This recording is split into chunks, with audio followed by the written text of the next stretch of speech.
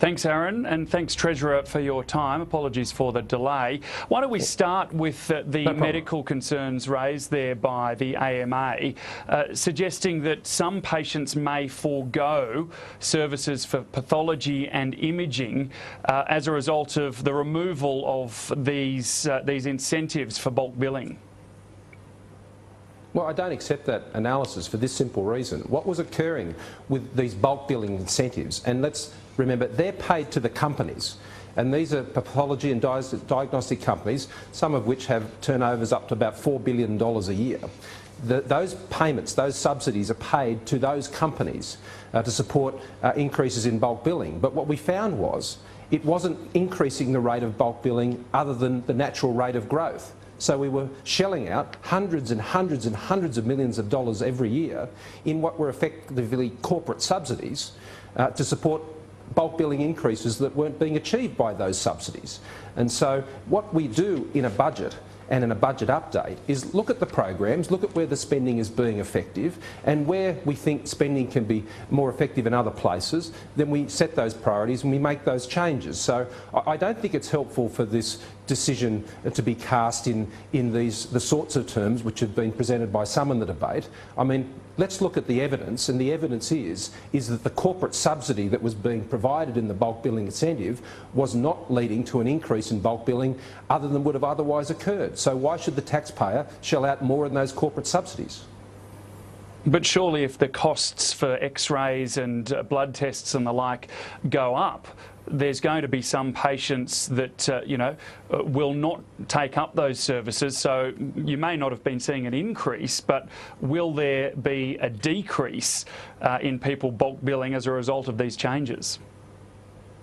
Well, there's no evidence to suggest that will be the case at all, David, which is the point I just made. The natural growth in bulk billing, which was occurring without the subsidy, was continuing anyway. And these are quite large companies which are involved in the delivery of these services, where there is a very competitive marketplace which keeps the downward pressure on prices. And so I don't believe it'll have the outcome which has been presented. I know that every area of expenditure where there are savings issues can raise these types of arguments. But let's not forget where the arguments can come from. I mean, there are large companies who are receiving fairly significant corporate subsidies, and that revenue stream has been changed as a result of this decision. I don't believe it'll have the impact which is being suggested, and I think the money could be better spent and better used on the many other challenges that we have, including in the health area itself. Do you expect a campaign from the AMA similar to what we saw against the co-payment, and are you ready for that? Well, I suspect when there are commercial interests that are at risk, then people will raise arguments on behalf of those commercial interests. I don't think this is about patients, because at the end of the day, this money doesn't go to the patients. This money was actually being provided as a subsidy to corporations who deliver these services. And the increase in bulk billing, I'm advised, was increasing at the natural rate of growth anyway. So it wasn't a very well-targeted program. It wasn't a good spend of taxpayers' money. It might have been a good revenue stream for companies involved in the delivery of those services, but the health system is supposed to be about patients, not about health companies. Well, more broadly, the Coalition has moved from talk of a budget emergency to a patient and responsible return to surplus.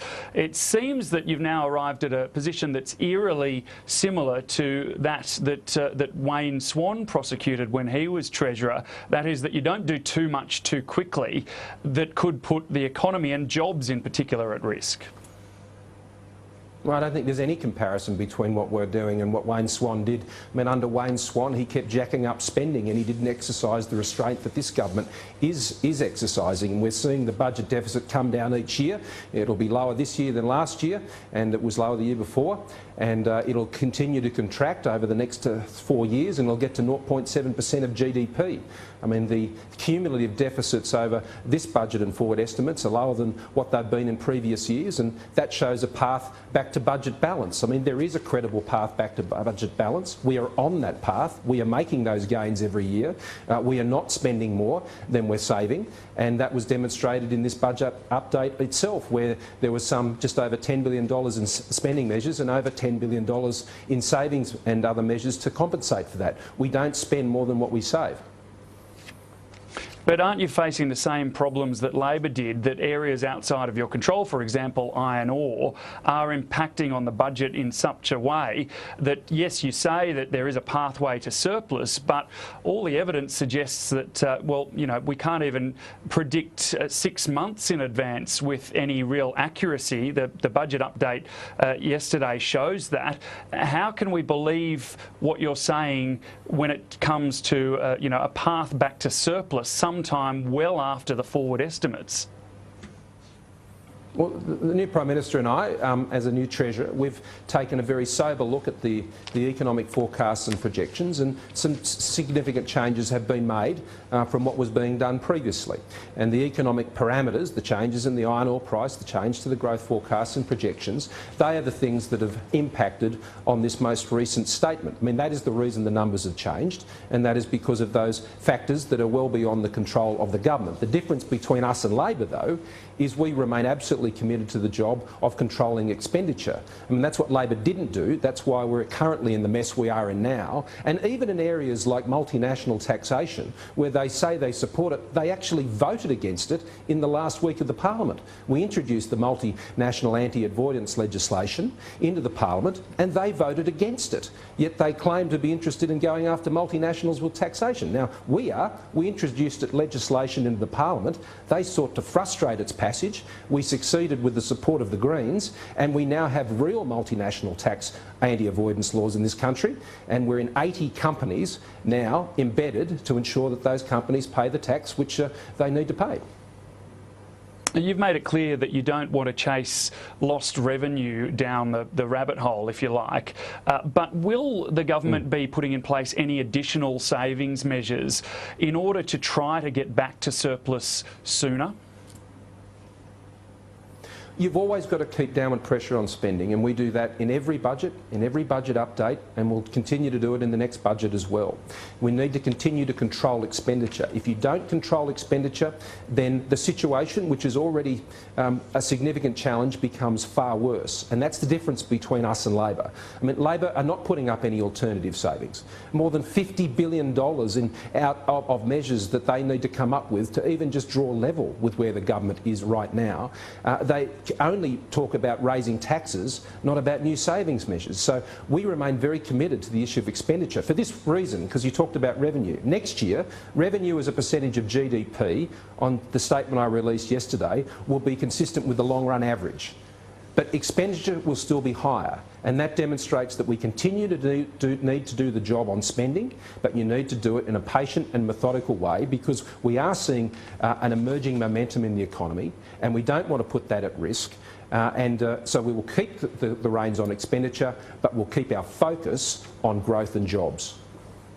The savings that you've announced in the MyEFO yesterday, though, some $3 billion or so of them, will have to pass the Senate. Now, as we mentioned at the 10 billion is closer to the figure, but the number that need to pass the Senate.